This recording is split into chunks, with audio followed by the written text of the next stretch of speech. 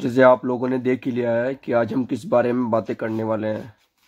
तो अगर आपको सांप काट ले तो क्या करें, कौन सा वो टेस्ट जरूरी हो जाता है जो सांप काटने के बाद होता है।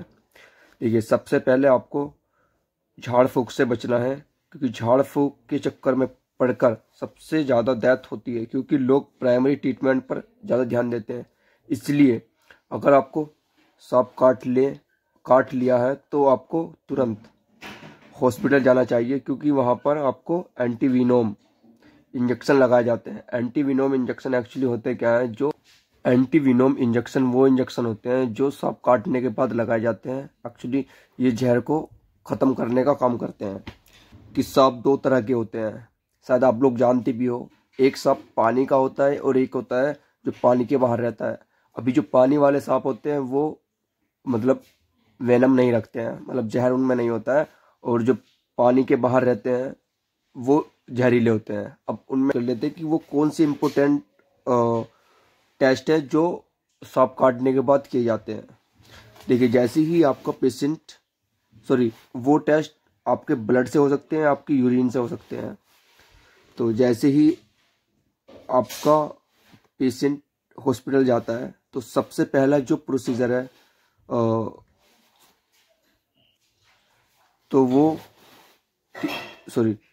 जैसे ही आपका पेशेंट हॉस्पिटल जाता है तो हॉस्पिटल जाने के बाद हॉस्पिटल का स्टाफ या डॉक्टर्स अपने अकॉर्डिंग चीज़ें करता है। तो चलिए पहले हम बात कर लेते हैं कि वो कौन कौन से टेस्ट हैं जो हॉस्पिटल में किए जाते हैं एडमिट होने के बाद। तो देखिए, पहला नंबर पे आता है 20 PCT टेस्ट, फिर आता है इलिसा टेस्ट, फिर आता है आपका रेडियो इम्यूनो एसे, फिर आपका आता है ऑप्टिकल इम्यूनो एसे। अभी ये चार हमने आपको टेस्ट बताए। अभी इसमें जो ज़्यादा इम्पोर्टेंट है वो होता है 20 BCT टेस्ट। अब 20 BCT टेस्ट है क्या, किस तरीके से ये काम करता है। देखिए, ये एक ऐसा टेस्ट है जिसमें पॉइजन की क्वालिटी का पता करते हैं, जिसको विदाउट केमिकल किया जाता है। मतलब अभी अगर आप नॉर्मल ब्लड लेते हैं वायल में तो उसमें EDT वायल होती है जिसके अंदर ऑलरेडी केमिकल रहता है, या फिर दूसरी और वायल होती है। बट इस टेस्ट में क्या होता है, इस टेस्ट में एक टेस्ट ट्यूब लेते हैं।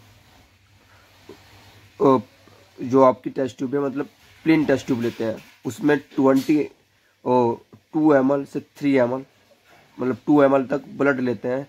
और उस ब्लड को 20 मिनट जो हमने वो सिंपल नली में लिया है, अब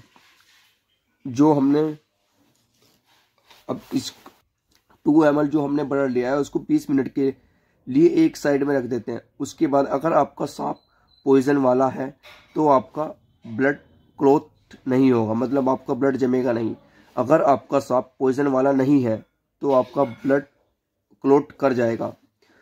आपको एक चीज़ और पता होनी चाहिए, आपका ब्लड 30 मिनट के लिए कहीं रख दे तो वह जम जाता है। यही एक कारण है कि अगर जहरीले सांप के काटने के बाद ब्लड क्लॉट नहीं होता है तो लोग मर जाते हैं, क्योंकि सांप का जहर पूरे शरीर में फैल जाता है, या आप इसको ऐसे बोल सकते हैं बॉडी में कई जगह पर हैमरेज हो जाता है।